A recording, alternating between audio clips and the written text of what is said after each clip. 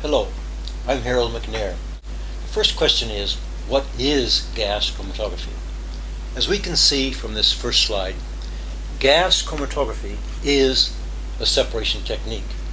Small amounts of sample, for example, 1 milliliter of air, 1 microliter of a solution, either of liquids or solids in solution, are injected into an instrument. The machine is called a chromatograph, a gas chromatograph. This machine, by using an injection port, a column detector, generates a written record of the analysis, a series of peaks. And those series of peaks are called a chromatogram. A chromatogram is simply a written record of the analysis performed by the gas chromatograph. How does this column and system separate things? This shows us a schematic of a GC packed column. There are two columns, packed columns and capillary. In this packed column, we have two phases: a mobile phase, which is moving, a stationary phase, which is not moving. The mobile phase is also called a carrier gas, and typically it's helium, sometimes nitrogen, sometimes hydrogen. The carrier gas flows constantly through the column. Samples injected earlier are vaporized by a heated injection port, and the vapors are carried by the carrier gas into the column. Here those vapors will partition into this red stationary phase. The stationary phase is a high boiling liquid which has a very high partition coefficient for the samples. High partition coefficient, a high solubility. So we have to choose carefully that stationary phase so it will dissolve the sample. And we have different types of stationary phase for different types of columns. The vapors come in, they partition into the stationary phase, they come to equilibrium with the moving gas phase and come back again in a series of steps: absorbing, desorbing, absorbing, desorbing. Each of these steps is called a theoretical plate. We'll define this and show you how to calculate that schematically or through use of the computer somewhat later in this presentation. For the packed column, this tube is typically stainless steel or glass tubing in short lengths of 3 foot, 6 foot, sometimes as long as 12 foot. The GC instrument responsible for the separation consists of several components: a gas cylinder here, let's say of helium, a two-stage regulator, where the first stage shows you the gas pressure left inside the cylinder. The second stage is set by you, the operator, to sometimes 40 or 60 psi. This pressure then drives the carrier gas through an injection port, a column, and onto the detector. This injection port is heated. It is used to rapidly vaporize any sample which happens to be a liquid or solid at the room temperature. Once vaporized, the carrier gas carries it into the column where the separation occurs. After the column, the sample components enter a detector where an electrical signal is generated. That signal is proportional to the concentration of the sample, and that signal is recorded here on a data system. In today's world, this is almost always a computer. Earlier times we've used integrators, and much earlier times even a very simple recorder. Here we have a typical chromatogram.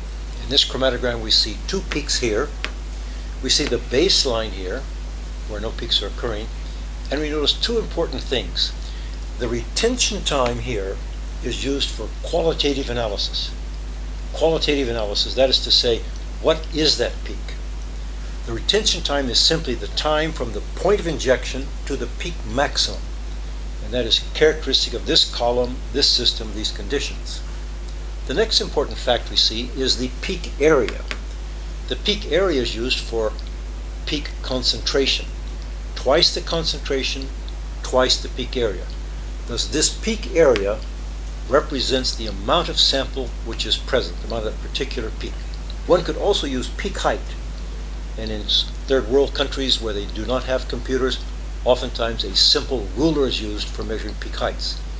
But in the modern world with computers and integrators, peak area is easily obtained and the results printed out on a report.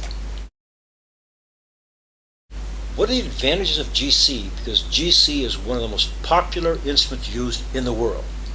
Several advantages include high resolution, high speed, high sensitivity. High resolution, many compounds can be resolved nicely. For example, gasoline has been resolved into over 300 different peaks, a very complex sample of petroleum. High speed analysis in a matter of minutes are routine, and in the last few years, analyses in a matter of a few seconds are also possible. With high sensitivity, we see both rapid analysis as well as high sensitivity. Here, for example, is a 2.5-minute separation of 3 common pesticides: methylparathione, malathione, and ethione at the picogram levels. Picogram, 10 to the minus 12 grams, means these are parts per billion. So this is a very good example of both a high speed as well as a very sensitive detection. High accuracy. Accuracy just means when we do quantitative analysis, we get very good results, the right answer. Good quantitative results. GC is also a fairly easy technique compared to some fairly well known. I mentioned earlier, probably one of the most widely used instruments in the world today. But we must be honest, there are also limitations. GC, the samples must be volatile. We are allowed to heat the sample up to 300, 350 degrees centigrade, but at that point we must generate vapors that can be easily carried by the carrier gas. Dirty samples require cleanup. I think of a dirty sample as urine, wastewater, extracts of many things, in that these samples will not only contaminate the system, they may even, plug up the column, destroy the column. In this case, oftentimes we will extract or use a solvent to take out the important components. Another limitation is we must use another instrument, for example, a mass spectrometer for confirmation. Typically, we use that retention time, described earlier, the retention time of standards and unknowns to decide what the peak can be. But legally, at least in the United States, retention times are not considered a confirmation. A mass spectrometer is needed for confirmation if necessary. And finally, of course, some training, some experience is necessary in order to obtain good results. Samples for GC, they can be gases, and to my knowledge, almost every gas has been analyzed, liquids, and some solids. Solids are usually dissolved in a low-boiling solvent and analyzed. Molecular weights have been done easily from molecular weight of 2, hydrogen, up to over 800. In exceptional cases of simple hydrocarbons, molecular weights up to 1200 have been separated.